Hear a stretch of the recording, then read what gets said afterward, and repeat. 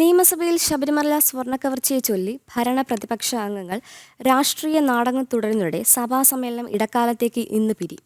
ധനവിനിയോഗത്തിൽ സഭയിൽ പാസ്സാകും. അതേസമയം 3 ദിവസമായി തുടരുന്ന പ്രതിപക്ഷ പ്രതിഷേധം ഇന്നും സഭയെ പ്രക്ഷുബ്ധമാക്കിയേക്കും. ഇന്ന് പിരിയുന്ന സഭാസമ്മേളനം ഫെബ്രുവരി 23-നാകും ആരംഭിക്കുക.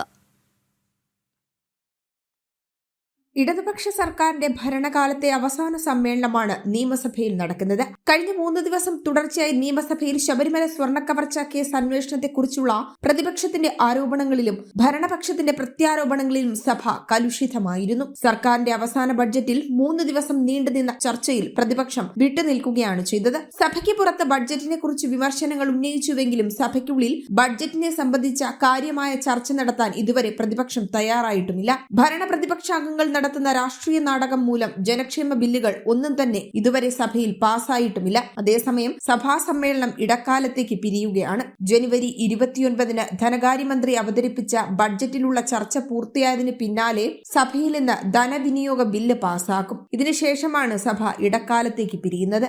എന്നാൽ ഇക്കഴിഞ്ഞ ദിവസങ്ങളിൽ പ്രതിപക്ഷം ആവർത്തിച്ച നിലപാട് സഭയിൽ ഇന്നും തുടരാൻ സാധ്യതയുണ്ട്. പ്രതിപക്ഷം വിട്ടുനിന്നാലും ഏകപക്ഷീയമായി ബില്ല് അവതരിപ്പിച്ച് പാസ്സാക്കാനാണ് ഭരണപക്ഷത്തിന്റെ തീരുമാനം. ഇടക്കാലത്തേക്ക് പിരിയുന്ന നിയമസഭാ സമ്മേളനം ഫെബ്രുവരി 23-ന് ആരംഭിക്കും. ജനം, തിരുവനന്തപുരം.